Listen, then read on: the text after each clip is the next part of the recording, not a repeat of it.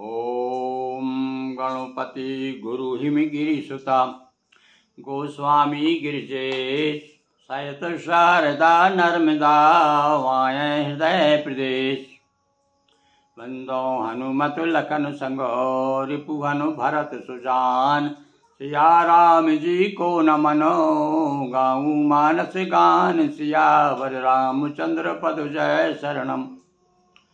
हाँ, रामचरितमानस के प्रेमी सज्जनों, दोहा क्रमांक अयोध्या कांड 130वां दोहा अयोध्या कांड का। हमारे मंगल भवन राम जी अब जो है मंगल वन हो गए और वन को मंगलमय कर रहे हैं। चाहे पशु हो, पक्षी हो, मृग हो, हिरण हो, शेर, बाघ, चीता, जितने भी वन के पशु हैं, पक्षी हैं और चर अचर सरिताएं, पहाड़, नदी, पोखर, नाले सब अपने आप को धन्य मान रहे हैं। अरे विद्याचल तो कह रहा है कि भैया मेरे सामने समय हिमालय की भी कोई औकात नहीं है, मैं तो इतना धन्य मान रहा हूँ कि अपने आप को हिमालय से भी श्रेष्ठ मान रहे हैं, क्योंकि राम जी आ गए हैं भाई। तो राम जहाँ रहते हैं वहाँ पर आप समझ लीजिए एक नया पैगाम आ जाता है। तो इस प्रकार से सारे लोग जो हैं नयन बंत रघुपति विलोकी उपाय जन्म फल हो या विशोकी, शोक रहित हो रहे हैं। जो एक बार दर्शन कर लेता है राम जी का फिर उसे कहीं शोक रहेगा क्या? अशोक हो जाएगा, वह तो अपना जन्म का फल प्राप्त करता। कहते भैया हमारा मनुष्य जीवन लेना धन हो गया है। परस चरण रजय अचर सुखारी। चर और अचर देखिए, अब आप चर और अचर चल में हम लोग हैं, और अचर क्या है? जो पेड़ पौधे, नदी, नाले, पहाड़, ये सारे अचर हैं। ये अचर भी जो है चर की तरह धन अपने आप को महसूस कर रहे हैं। सब परम पद के अधिकारी हो गए हैं। अब मतलब अब इनको सीधा वही पद मिलेगा। कौन सा परम पद? जिस पद के लिए बड़े बड़े योगी, बड़े बड़े महात्मा, बड़े बड़े तपस्वी इस पद को चाहते हैं, वो पद बिना कारण ही इनको मिल गया। कारण तो है भाई, ये राम जी का सामीप्य मिल गया ना। तो जहाँ राम जी का सामीप्य मिल गया वहाँ सब कुछ हो परम पद के अधिकारी हो गए हैं। शोभन शैल स्वभाव सुभावन, चाहे वो वन हो, शैल हो, पर्वत हो, सब सुहावन मंगल में। अब देखो मंगल वन हो गया ना भाई, मंगलमय हो गया, अति पावन पावन। हाँ, अब देखिए यहाँ भी देखो बार बार पावन पावन कहा है गोस्वामी जी ने। यहाँ पावन में भी वन है, पावन में भी वन है, और वन में भी वन है, और मंगल भवन में भी वन है। तो यहाँ वन ही वन है भाई साहब। तो ये पावन हो गया, वन पावन।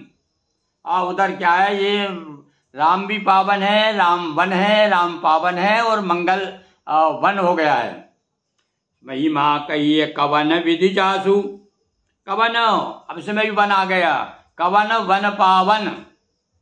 तो अब क्या कह रहे हैं? कौन कवन यानी कब? कौन वर्णन कर सकता है भैया? जहाँ सुख सागर, जहाँ सुख के समुद्र ही आ गए हैं, वहाँ पर नदियों की क्या विसात। नदियों की कीमत है सुख रूपी तालाब है, छोटे छोटे डबरे, सुख के डबरे, सुख के तालाब, सुख की नदियाँ, सुख की कह सकते सुख का पात्र जिसमें जल भरा हो, तो वो कोई कीमत है क्या? जहाँ समुद्र ही आ गया वहाँ पर तो फिर और किसी की गणना हो ही नहीं सकती। पयोदित जय अवध व्यायी और जैसी लखन। हाँ, फिर आ गया उनको भैया। गोस्वामी जी ने बताया ना कि उन्होंने तुरंत वो आपको भूलने नहीं देते। कहीं ऐसा ना हो कि आप सोचा दे तो वो वहाँ से आए हैं, कहाँ से? अयोध्या जी से आए। नहीं नहीं, अरे वो क्षीर सागर से आए हैं। क्षीर सागर को छोड़ करके पहले आए अयोध्या, और अयोध्या को छोड़ के यहाँ आए।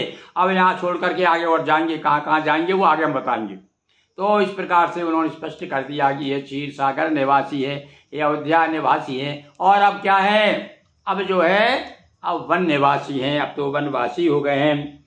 कह न सके सुषमा जसी कानन।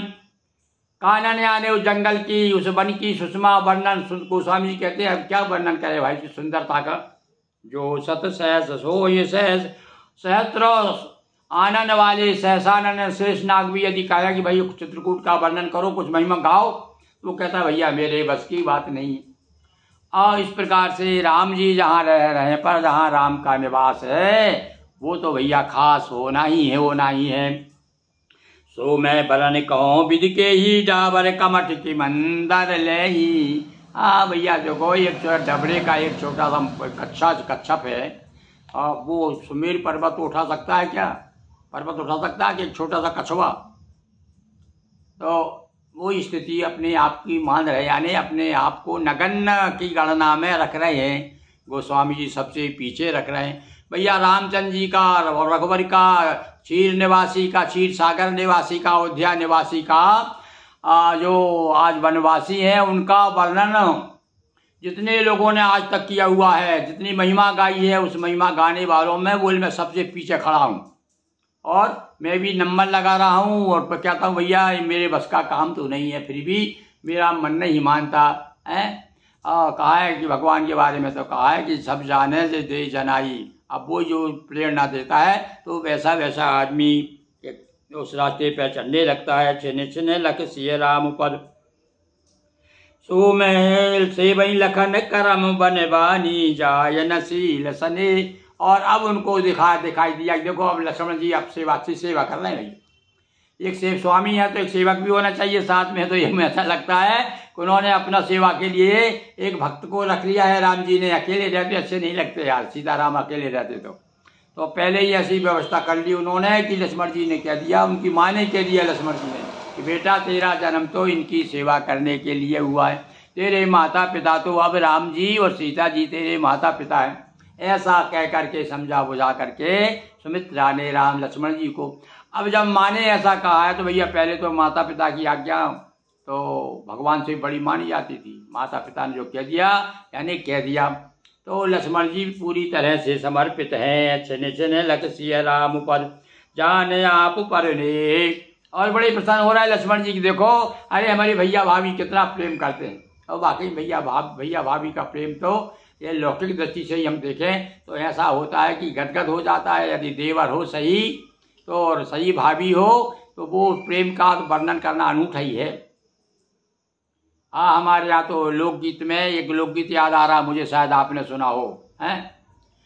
अरे जोगी भये बैरागी भये भौजी बिन देवर जोगी भये।